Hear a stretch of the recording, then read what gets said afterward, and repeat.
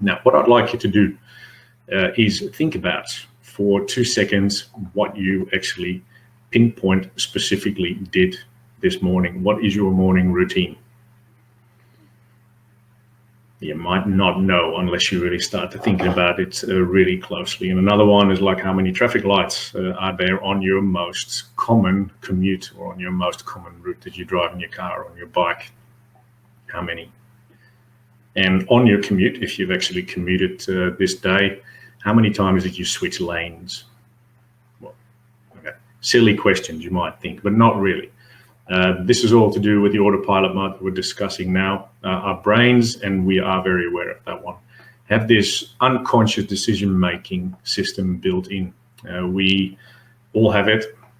It all works quite fine in most people, and it takes care of routine tasks. It's very useful in that sense.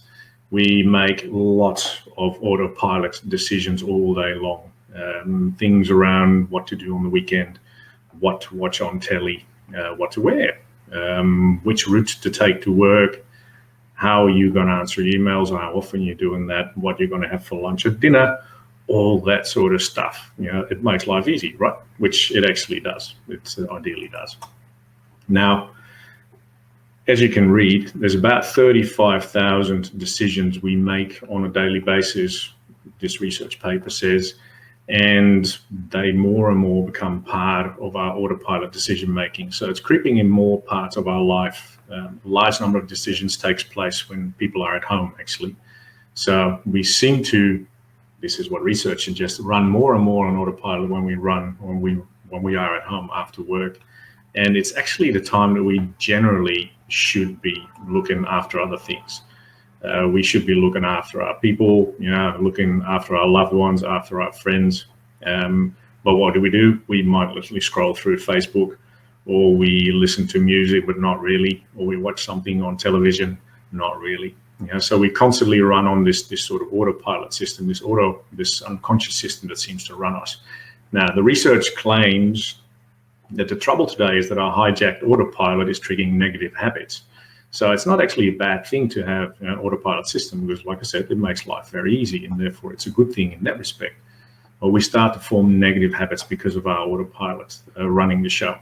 Autopilot distraction, let's call it that way, it means that we are forgetting to do important stuff. We are slipping into habits of, let's call it a habit of acquiescence, where we just make choices because we are making choices, and they're not always the most helpful or most effective ones. According to one of my heroes, Professor Dan Gilbert, he's a psych professor in America, and there's Matthew Killingsworth, he's a colleague of his. They say that we run roughly 47% of our waking hours in a state of mind wandering, just constantly mind wandering.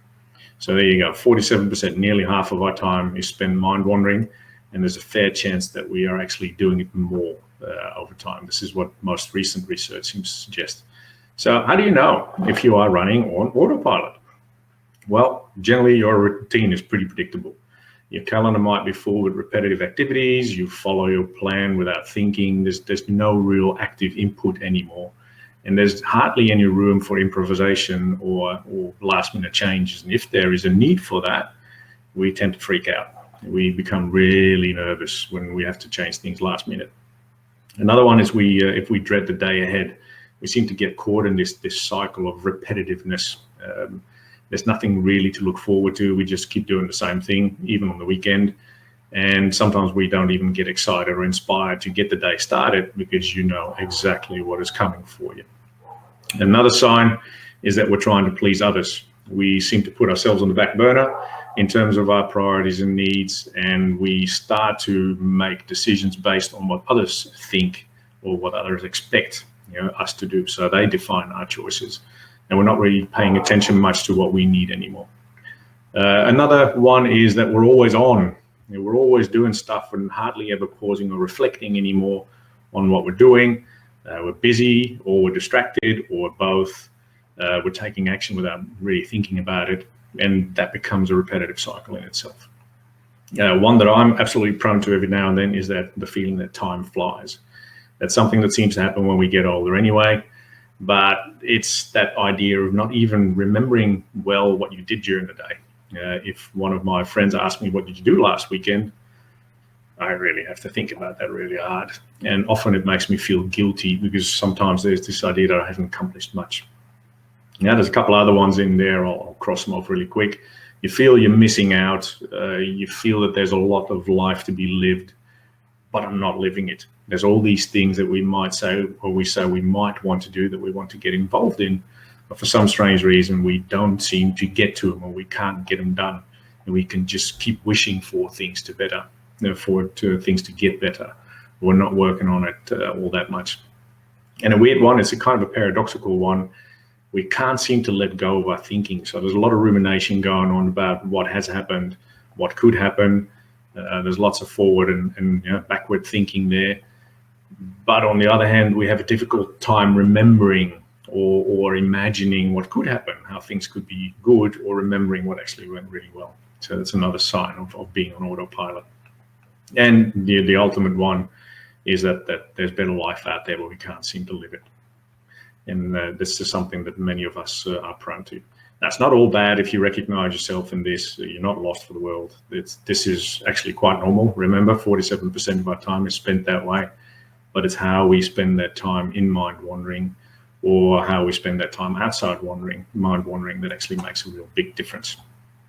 So when you are on this autopilot mode, or in this autopilot mode, it's a comfortable mode. Your brain neurobiologically actually really likes it, because it doesn't require a lot of energy input. And your brain, if we want to personalize and anthropomorphize a little bit, your brain is an energy saving person. It doesn't want to spend much energy if it doesn't have to. So it's kind of lazy in that sense. So the more it can automate, the more it can make easy for you from a survival point of view, and that's one of the purposes your brain serves, survival. It's a good thing. It's good. On the other hand, that comfort can lead to a comfort zone, can lead to inertia, can lead to us not doing much other than the repetitive stuff. And that's why we actually have two thinking modes going on. So a professor that I really like, Daniel Kahneman, he calls it System 1 and System 2. System 1 is the default mode, sort of the automatic one, and System 2 is the more intentional brain. And we will discuss them a little bit further.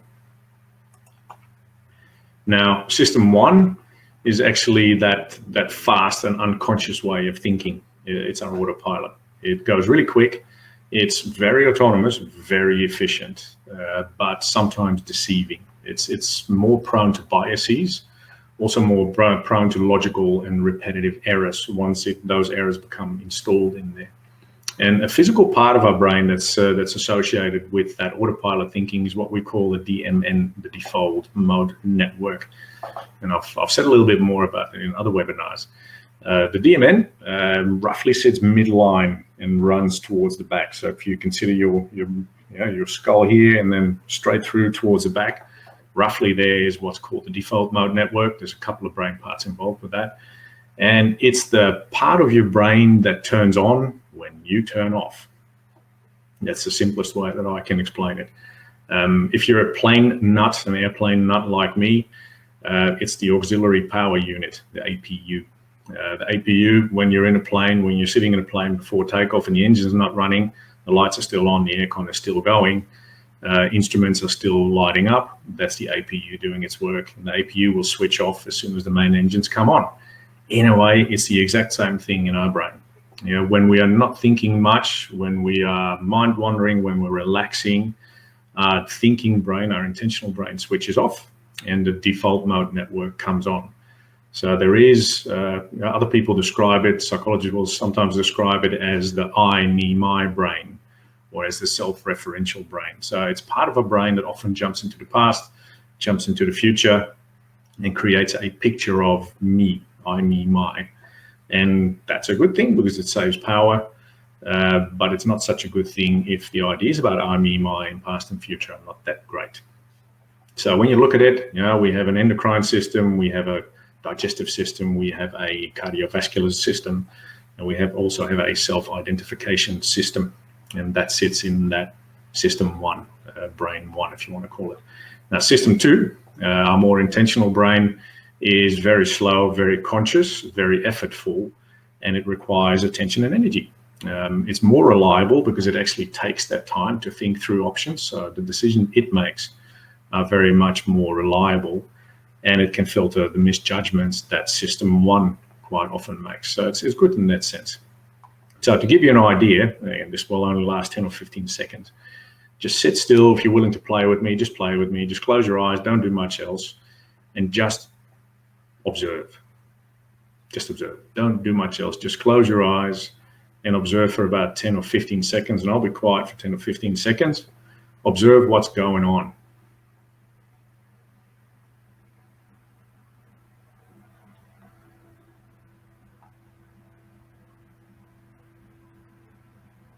You might hear this really interesting noise behind me. That's some sort of cleaning machine that comes past. It's building nicely.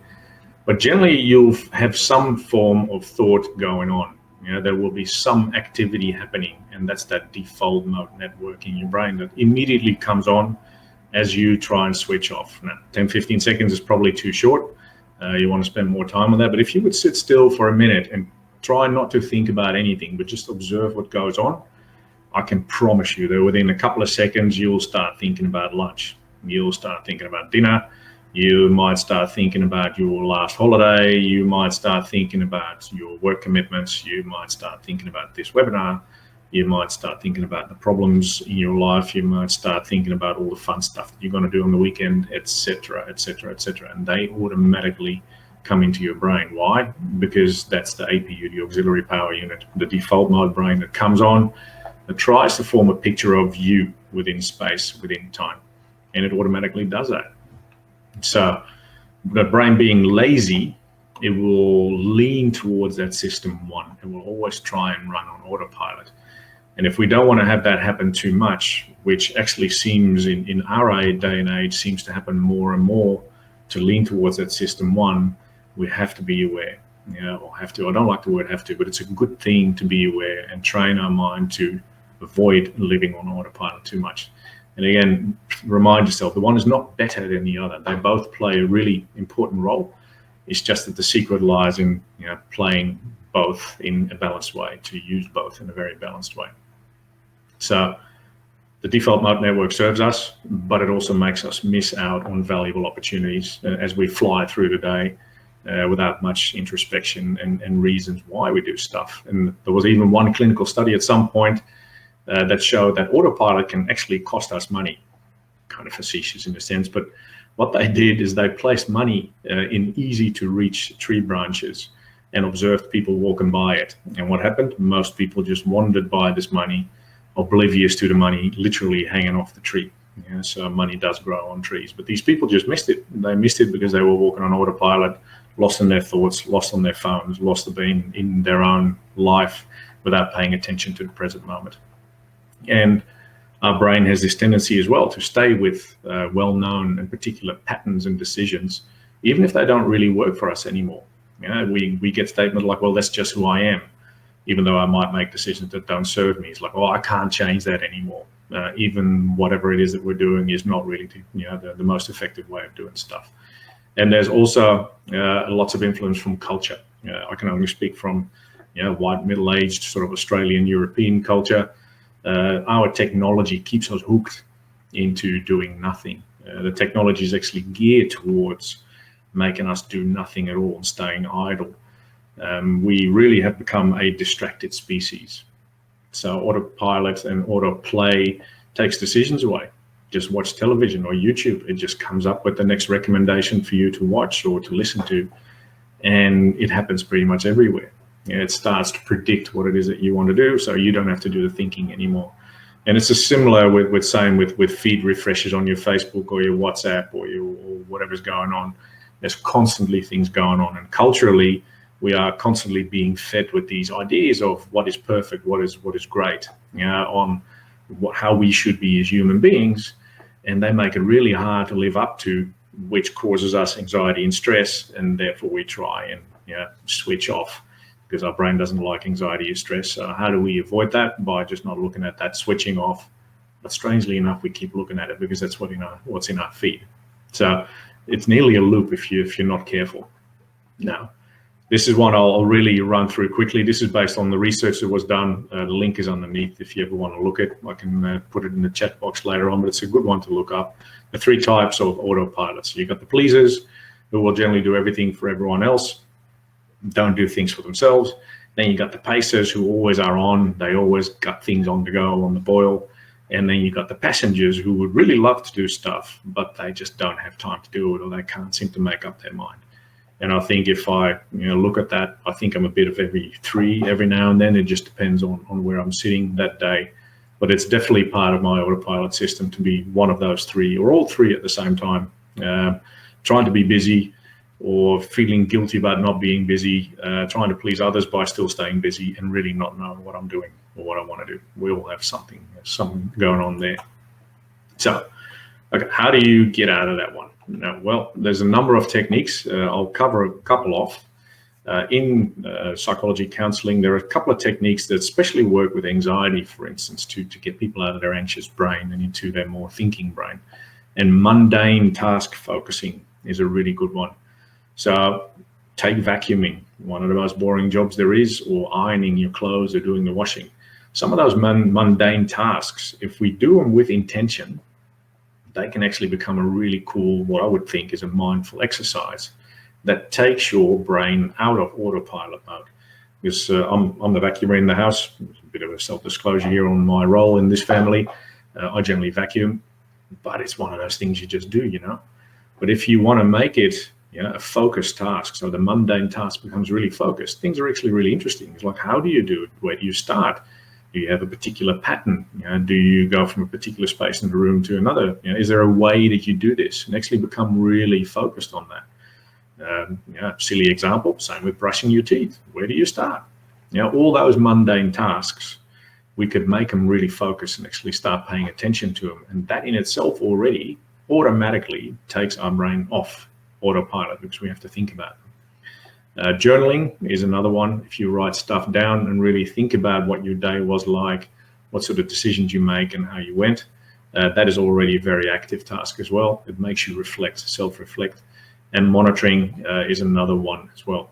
So if you can monitor your day, maybe in hindsight, maybe in foresight, and say, well, what was my day like? When did I get triggered? What actually excited me? What made me emotional? Where was I focused mentally, emotionally? What did I do really well? What didn't go so well? So to monitor yourself either in action or at the end of the day, or build up a picture of how you would like things to be tomorrow. So pre-monitor. So, well, this is what I'd like to commit to tomorrow. And this is what I'd like to do very consciously. And automatically putting in action that system 2, that intentional brain. The same with setting actions and living life according to your values. As soon as you start to dictate to your brain that you would like to live up to something that's really important to you, and you start heading in that direction, you're already off autopilot. Fair chance that you'll, for parts of that, will go back on autopilot, so if you have to drive somewhere. But even then, that's a mundane task. You could make that very focused again as well. So if you can come up with your values, which is another part of the Uprise module, so have a look at those. But find your values, what's really important to you in life, in relationships, in career, in self-development, in your health, in your finances, all those areas. What is important? Constantly changes, obviously, but what is important right now? And then start making goals or taking steps in that direction and do them very consciously. You're off autopilot, because now you are living intentionally. So that can then be tracked. You can track your progress, you can tick things off your list. All very active tasks that your system 1 will not be able to do. You'll need your system 2 for that, your intentional brain. Stopping and reflecting, always a very good idea. What's gone well? This is positive psychology. 3 things that went well today, 3 things that I was grateful for, appreciative of, and even do that in a pre-exercise. Like, what would be 3 things I would like to do well tomorrow, and start focusing on those. So it's all about that. What's the word I'm looking for? About that challenging, that intentional challenging of yourself to set some tasks.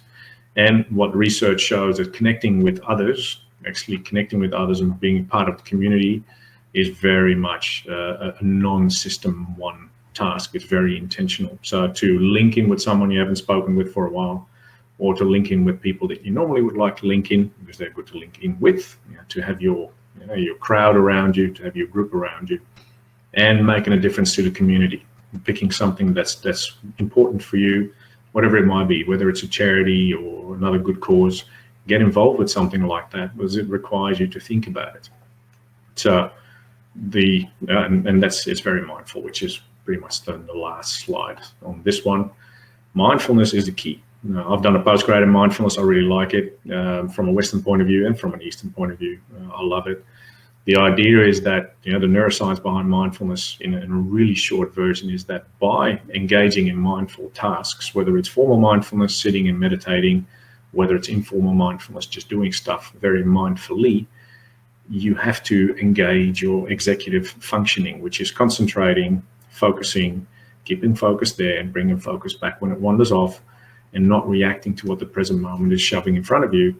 That can only be done by those prefrontal cortex regions, which is not where your autopilot sits. So any type of mindfulness exercise, whether you do it through a mindfulness app or through mindful awareness of what it is that you're doing, the mindful, the mundane task focusing, for instance, you're automatically switching on those executive functions in your head. And that will help you to stay off autopilot and live life more intentionally. And guess what? The more you do it, the more your brain will start to help you to do more of it, because your brain is a happy learning subject. So the more mindful you become, the more things there will be to be mindful about, and it becomes a self-repeating, self-reinforcing cycle. And that restores the balance and keep the balance between those systems 1 and systems 2 in place. You need them both. So that's a quick summary. I think that's pretty much the last slide I've got on that one. Let me have a quick look. Yep.